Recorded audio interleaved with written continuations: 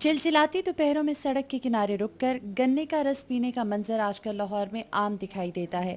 مہنگائی کے اس دور میں یہ نہ صرف سستا ہے بلکہ لیموں اور ادرک کے ذائقے کی وجہ سے منفرد اور فرحت بخش بھی ہے۔ گرمی دور کرنے کے لیے سب سے اچھی چیز گنے کا رس ہے۔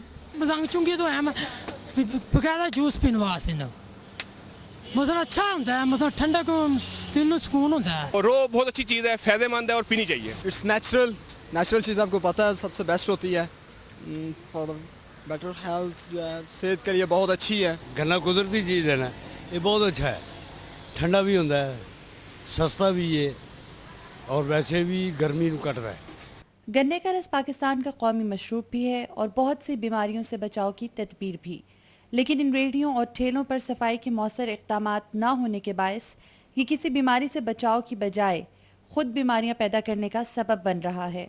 محکمہ صحت کے حکام کو صفائی اور صحت کے اصولوں کو سختی سے نافذ کرنے کے انتظامات کرنے چاہیے تاکہ لوگوں کی صحت پر برے اثرات مرتب نہ ہوں۔